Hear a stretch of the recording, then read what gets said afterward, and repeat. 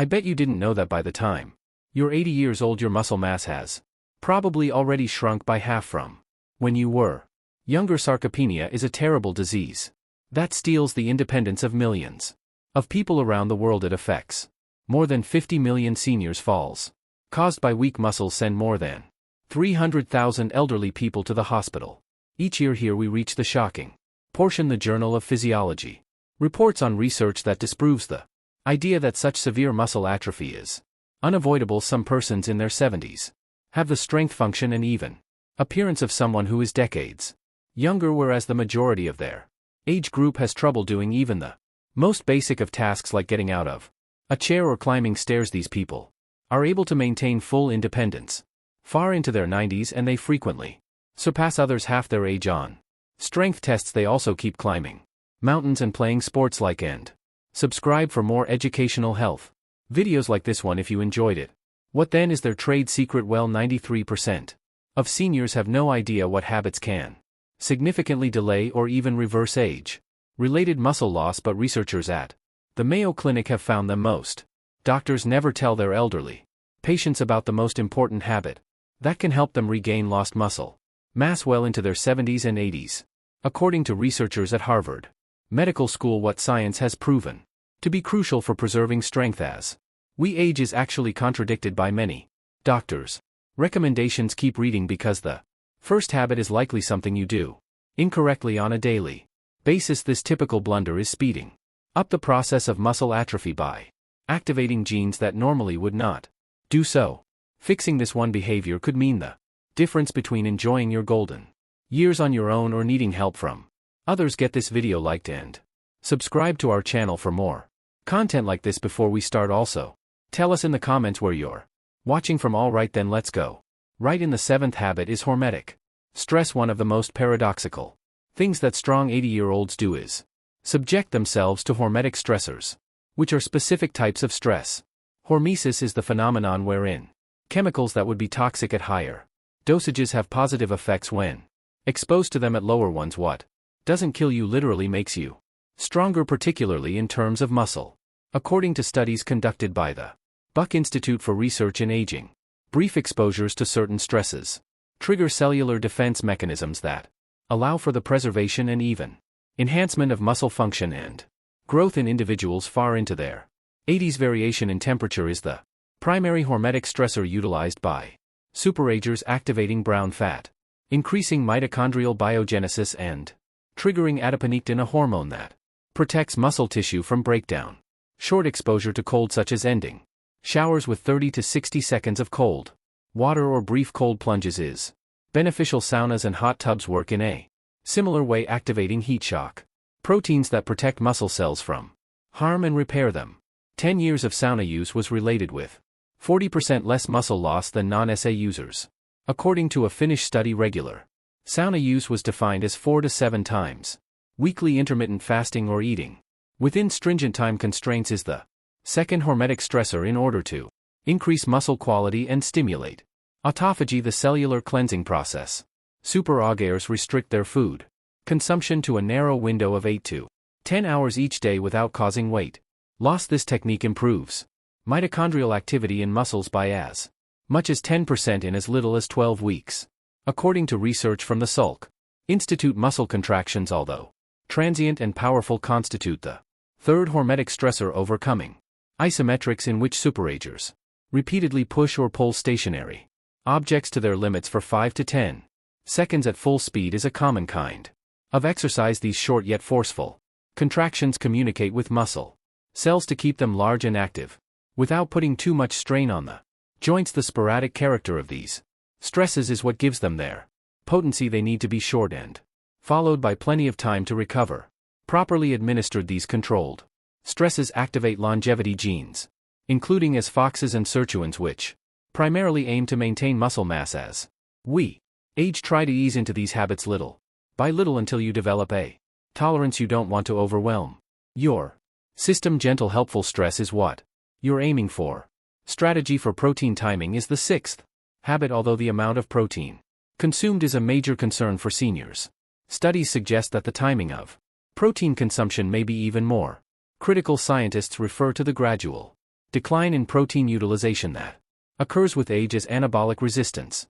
Research in the Journal of Nutrition indicated that contrary to popular belief, seniors should not consume all of their protein at once but rather spread it out throughout the day. Now we get to the important portion. A window of opportunity for protein synthesis occurs in your muscles approximately 3 to 4 hours following each meal. The majority of seniors make the mistake of getting all their protein at supper, which means they aren't getting enough protein throughout the day to develop muscle. The best method to use: spread out your meals throughout the day and try to get 25 to 30 g of high-quality protein at each one. So instead of having cereal or toast for morning, try eating eggs, Greek yogurt, or a protein smoothie. Lean meats, fish, dairy, or vegetarian protein sources like lentils and beans should maintain this trend during lunch and dinner when compared to consuming the same quantity of protein concentrated in fewer meals. This scheduling technique alone can enhance muscle protein synthesis by as much as 25%. In a 12-week study conducted by the University of Texas, participants who adhered to this method managed to grow an average of 1.2 pounds of muscle without altering any other aspect of their lifestyle. If you want your muscles to develop stronger or keep wasting away, it's not enough to simply eat protein. When you eat it also makes a difference. Number 5. Habit optimization of vitamin D levels. Did you know that the so-called muscle vitamin is lacking in more than 80% of the elderly population? The quiet killer of strength, vitamin D insufficiency, is rampant among the elderly. Allow me to explain. Nourishing your bones isn't the only need for vitamin D. Scientists at Harvard University found that vitamin D activates the genes that are involved in building and synthesizing muscle. In order to develop and maintain muscle mass, your cells contain vitamin D receptors that, when triggered, set in motion processes. Surprisingly, a pioneering study in JAMA Internal Medicine indicated that elderly people whose vitamin D levels were excellent had 25% greater muscle strength than those whose levels were inadequate. Additionally, they exhibited markedly improved reaction time, coordination, and balance, all of which play an essential role in avoiding falls. Vitamin D deficiency is defined as levels below 20 nanogs per milliliter, while superagers who seem to age without aging nearly always have ideal levels above 40 nanog per millil. Which vitamin D supplementation strategies work best? Although sun exposure is beneficial, it loses some of its efficacy as we get older. This is due to the fact that our skin's vitamin D production decreases by 50% from 20 to 65 years of age when exposed to sunshine. The typical daily requirement of 600 international units is very inadequate, but supplementation is necessary for the majority of seniors.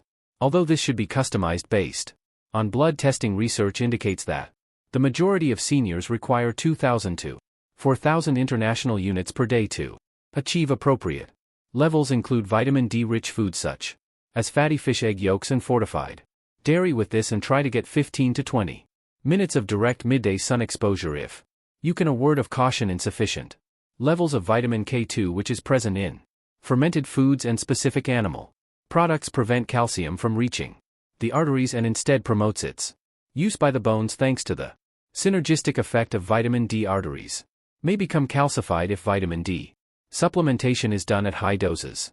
This underappreciated yet crucial vitamin-nutrient interaction may be the deciding factor in your success. To find out how much vitamin D your body needs, consult your doctor for a blood test.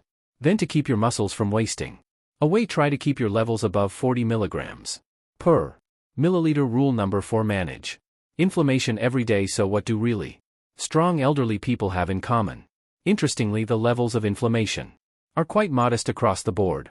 Researchers have recently come to the conclusion that inflammaging, a term for chronic low-grade inflammation, is a key factor in the deterioration of muscle mass in the elderly. Muscle protein is broken down at a rate higher than the body's ability to replace it due to this quiet inflammatory process, but that's not all. Inflammation inhibits the anabolic signals that ordinarily promote muscle growth in response to exercise and protein intake unrelated to their protein consumption or exercise routine. Seniors whose inflammatory indicators were the highest lost muscle mass 3 times more quickly than those whose levels were the lowest, according to a seminal study out of Tufts University. Certain anti-inflammatory tactics are used by super heirs who retain their youthful Strength, which the majority of seniors fail to notice their first priority is having a good night's sleep, which they achieve by going to bed at the same time every night and sleeping in a totally dark room. Loss of sleep can hasten muscle atrophy by increasing inflammatory cytokines by as much as 40%, and secondly, they pay close attention to the state of their digestive joints. Alterations to gut flora associated with aging are a direct cause of systemic inflammation, according to new studies out of the University of California. The diets of super-augers include a variety of plant foods, 30 plus per week, fermented foods, yogurt, kefir, sauerkraut, etc., that include natural probiotics and a wide variety of fiber sources consumed daily. Thirdly, workout intensity is something they plan ahead for. Regular mobility is essential, but elders should avoid doing intense workouts because it might exacerbate inflammation. The average superager works out at a moderate level most days, with brief intense intervals sprinkled in once or twice a week. Last but not least, they regularly consume certain anti-inflammatory substances such as omega-3 fatty acids, 2 to 3 grams per day from fatty fish or supplements, curcumin, turmeric, and polyphenol-rich foods, berries, green tea, and extra virgin olive oil. Researchers at the University of California discovered that inflammatory indicators can increase by as much as 29% in as little as 12 weeks, due to age-related shifts in gut bacteria. An easy blood test that measures high sensitivity C-reactive protein, HSCP, can help you keep tabs on inflammation. In contrast to the ordinary senior who has levels 3 to 5 times higher, super-augers usually keep them below 1.0 mg per liter. Principle 3: taking a specific vitamin every day. Although the majority of dietary recommendations center on macronutrients such as protein, carbohydrates, and fat, superagers who have remarkable muscular strength pay close attention to particular micronutrients that aid in protein synthesis and muscle function in order for your body to make the most of the protein you eat and the advantages of exercise. These essential nutrients serve as facilitators. If you don't have them, no amount of protein or exercise will prevent you from losing muscle mass. University of Vermont researchers have dubbed magnesium the forgotten electrolyte for muscle health, thus it naturally takes precedence. This mineral is essential for more than 300 enzymatic reactions that are involved in the functioning of muscles, and more than 70% of the elderly population is lacking in it. The American Journal of Clinical Nutrition published a study in 2021 that indicated seniors whose magnesium levels were adequate had 30% stronger grips and much higher physical performance than those whose magnesium levels were even slightly low. In addition to supplementing with magnesium in highly bioavailable forms like glycinate or threonate, super-augers usually eat foods that are rich in magnesium on a daily basis, such as dark leafy greens, nut seeds, and dark chocolate. Creatine comes next. It's not reserved for novice bodybuilders compared to strength training alone. Creatine supplementation considerably improved older adults' muscle mass strength and cognitive function. McMaster University 2015. Muscle energy generation and water content in muscle cells can be enhanced with a daily intake of 3 to 5 g, resulting in an anabolic environment. Next up is methylated B12, a B vitamin that gets a lot of short shrift because stomach acid production declines. With age, our body's capacity to absorb B12 also declines. Worse yet, proton pump inhibitors and metformin, two of the most widely used drugs, severely deplete this vital vitamin. Both neuronal function and the generation of energy by muscles are affected by a deficit. The active form of cobalamin, methylcobalamin, is usually supplemented by super-augers instead of the cheaper sign of cobalamin that is present in most multivitamins. Mineral coactors such as zinc, selenium, and chromium play an equally critical role in facilitating protein synthesis and insulin sensitivity, qualities that are essential for the transport of nutrients to muscle tissue. Optimal levels of these trace minerals were associated with a 22% increase in muscle mass maintenance over a 5-year period, according to a thorough study out of Tufts University. Micronutrient testing can help super-heirs find their unique nutritional gaps so they can supplement appropriately rather than relying on a generic multivitamin. By tailoring their treatment to their specific biochemical requirements, we can save them money by avoiding unnecessary treatments, preserving your neuromuscular Connections is habit number 2. Here's an interesting fact that the majority of seniors are unaware of. When muscles atrophy, it affects more than simply the individual fibers. Typically the weakest link is the one that connects your muscles to your nervous system. Neuromuscular junctions are similar to the outlets that supply electricity to your muscles when they start to degenerate, which happens at a much faster pace beyond 60. No amount of protein in your diet or exercise will help your brain connect with your muscles. Extremely strong superagers, according to new research out of the University of Michigan, have far better neuromuscular connections than the average senior. Even more thrilling, researchers have identified several behaviors that can preserve or even repair these vital links. In the first session, you'll work on coordinating and precisely executing a series of predetermined motions. Research has demonstrated that compared to regular strength training or even just walking, activities such as Tai Chi, dancing, tennis, or even ping pong might enhance brain pathways to muscles in order to strengthen the neuromuscular connections. These exercises need your neurological system to recruit muscle fibers in certain patterns. Researchers in 2020 showed that compared to older adults who merely exercised conventionally, those who participated in coordination-demanding activities twice weekly preserved neuromuscular connections 31%. Better. Chemicals that promote neuromuscular health are the focus of the second method. Evidence suggests that alpha-lipoic acid and acetyl-carnitine can prevent oxidative damage to the nerve-muscle link. The fact that some B1 forms like benetamine and huperin found in Chinese club moss can boost the neurotransmitter acetylcholine, the principal one responsible for muscular activation, is even more encouraging. Some of the breathing techniques used by superagers stimulate the vagus nerve, which aids in the regulation of neuromuscular transmission. In as little as 5 minutes a day, you can increase neural activation of muscles by as much as 15% by practicing simple breathing techniques like box breathing. Inhale for 4 counts, hold for 4, exhale for 4, hold for 4.